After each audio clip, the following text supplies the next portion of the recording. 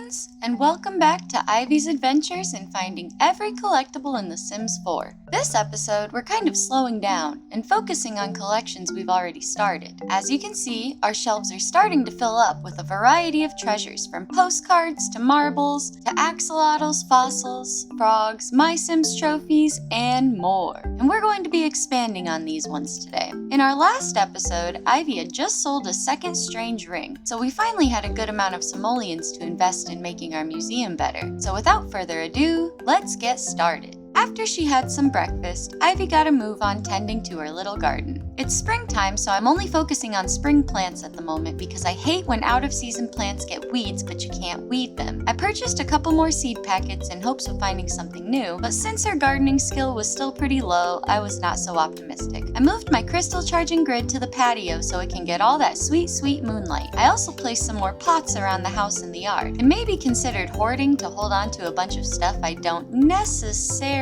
need right now. But I think it's hoarding with good intentions because I will eventually need it. And since her plants are not super high quality and her skill level is low, we still don't make a ton of money gardening. But it's okay because we got money in the bank now. From the seed packets, we got some tulips which are new so we could plant one and sell the rest. But I already had a green pea plant, so I sold those. Then I had her plant the tulip. Pat pat, for good measure. I got some more seeds and was able to get some bluebells, potatoes, and garlic, and then some strawberries and mandrake root, which we already had. My plan is to have plants on display by season, so when summer comes, I can store all my dormant plants and only have to worry about the plants in season. So she planted the new and sold the old, and then it was time to move on to the next task, marbles. She found Olive's garden, a reference to Olive Specter's graveyard garden in The Sims 2. That was a new one, so into the jar it went. Next, she checked the pen pal forums and was delighted to find a reply from a sim from Lucky Palms, another Sims 3 world. This one was a Sims 3 store world that players could buy with real money. It's a desert town divided by a highway and features a houseboat neighborhood and a casino. Then it was time to get digging. In our last episode, Ivy had finished the fossil collection in the journal, but I was still missing a couple of them for display, so we were still looking for everything you can dig up from the dirt. But I did realize she could breed frogs and axolotls, so that was something we'd be trying. As per usual, I sent Ivy to go fishing while I went to put items on display, and as per usual, Amos hit us up. If you're new here, Amos is an old man Ivy met during a Nature's Calling quest who has called us several times a day ever since. That's pretty much all there is to him, but at this point, he is essential Ivy lore. It was expansion time. I didn't want to get too big for my britches and start a small business yet, but I did want to have Ivy's collections beautifully set out for her own personal viewing enjoyment. I looked over Ivy's inventory and began extracting a couple fossils when I stumbled upon yet another magic ring.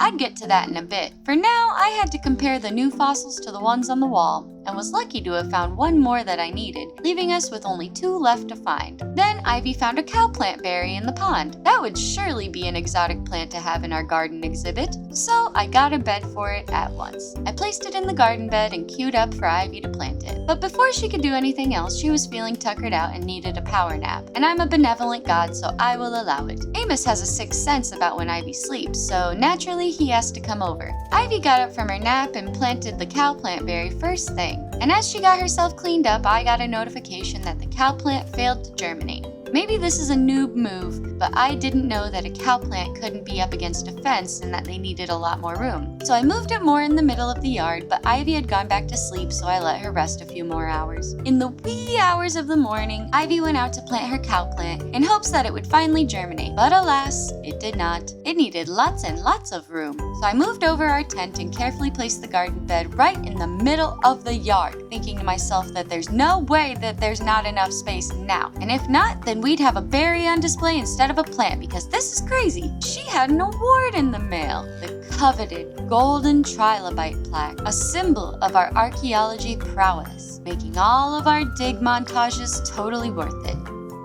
After breakfast, it was time to tend the garden. The cowplant must have taken to its soil because I didn't get any more notifications regarding its germination. We rummaged for marbles in the toy box and found El Bandito's treasure, our first Sims 1 reference. El Bandito was a raccoon that was introduced with The Sims Unleashed, that would come dig through your Sims' outdoor trash cans and make a big mess and wake them up if they were sleeping. When he would arrive in the night, burglar music would start playing. If you had dogs, they could autonomously get into fights with El Bandito, and if they won, he would leave. Ivy sent a letter requesting a postcard from her pen pal in Lucky Palms, and I queued up to dig. I felt like a phony flaunting my golden trilobite plaque without having the physical evidence that I'd actually come across every fossil, so that would have to be rectified promptly. She unearthed her daily treasures, and I spotted the ring bear digging through the trash como El Bandito. So I figured I'd ask him about the ring. Of course, he told us about the gnomish markings and to go to the fountain, and away we went. The fountain is in front of the park, so we went there to search for clues once again.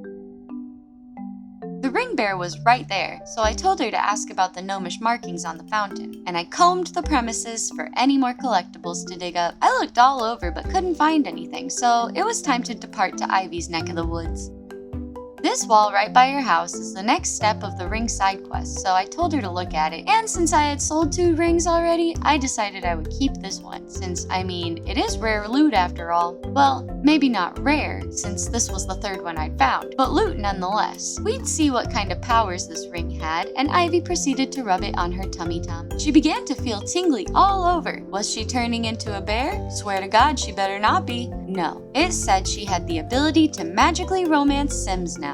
Is that not like the one rule of magic? To not use magic to make people fall in love? Whatever, I put it on my desk for viewing pleasure. I was ready to get out of the house and decided to go back to Tomarang and look for some tassels. So we traveled to the Screaming Gecko, which sounds like a tavern in Daggerfall. We arrived with our dog. Everyone remember Ginger? She's such a good girl. I looked around and decided to send her to the Tiger Sanctuary before they closed for the day. I zoomed through the neighborhood. I think this is one of my favorite towns just for the aesthetics. It's so moody and nicely lit and colorful, and I'm a sucker for markets, so big fan of the night market.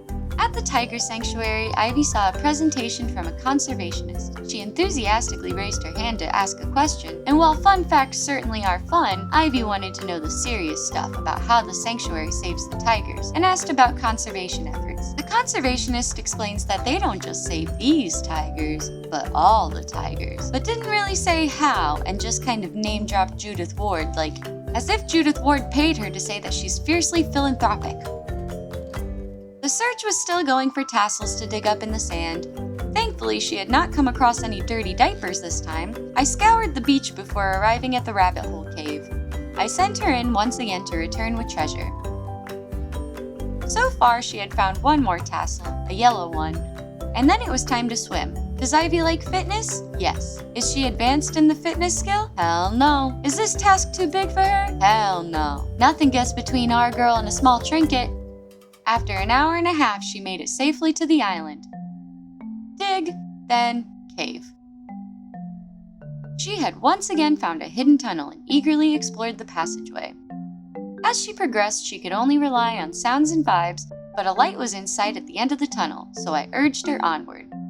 Finally, she made it out of the narrow tunnel to find herself in a little oasis all to herself within a cavern. She was given the option to stay put and soak in the beauty, or climb a stack of rocks that surely house some type of small critters according to the game. She chose the first option this time since last time she made the climb. And I guess staying put means leaving the cave because that's what she did. And upon exiting, I noticed her needs were starting to tank. But I would not leave empty-handed, so I made her go back in because I'm the captain here. She explored, she kept going, and this time she made the climb again. Thankfully, she was rewarded with an orange tassel, so the swim over to this cave was not for nothing.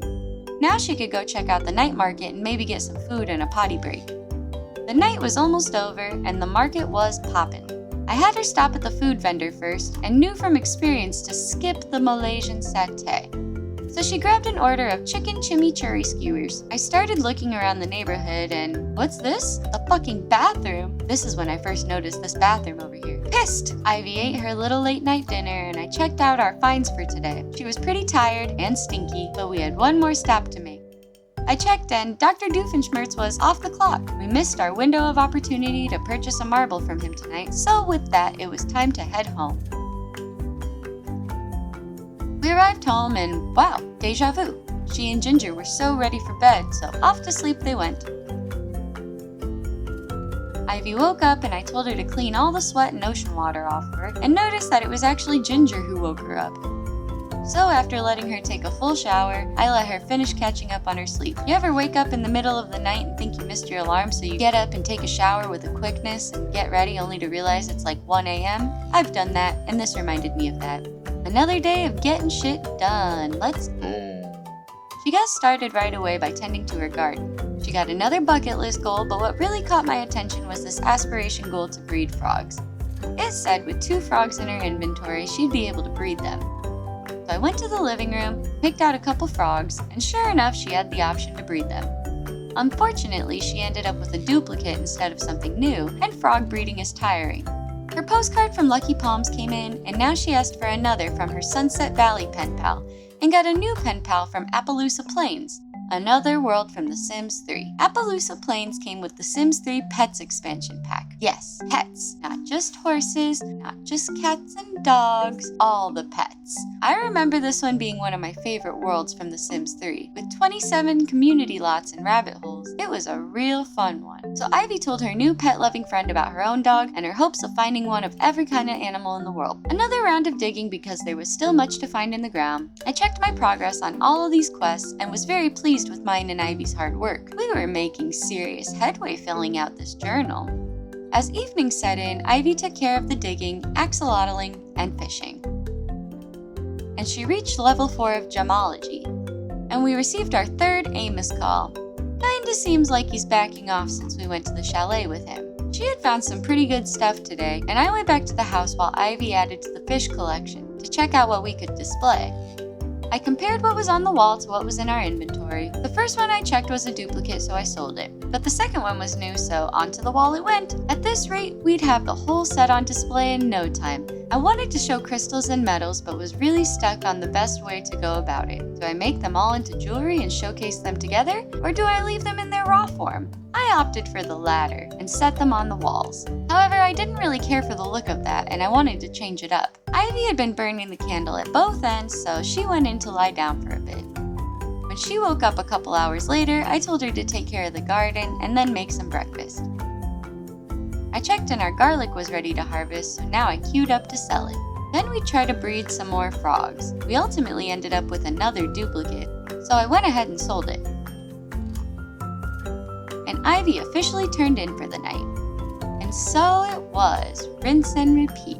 She got her butt back in the garden. I was still trying to decide on my best display options for a few sets. I got this pretty stand-up floor shelf and thought maybe crystals would look nice on it. And I tried out this light-up shelf for Void Critter cards. I wish there was like a binder you could get to put them in like you do with Pokemon cards, although my Pokemon cards were always stored in a popcorn tin I got from my grandma. But responsible collectors always used a binder. Anyway, I liked how that looked, but neither crystals or metals worked on the floor shelf, so I ended up getting rid of it. Instead, I opted to move the Void Critter shelf and grab a couple more for the rest of the cards I had in Ivy's inventory. Then I got a couple more of these wall shelves because I knew I'd eventually need them.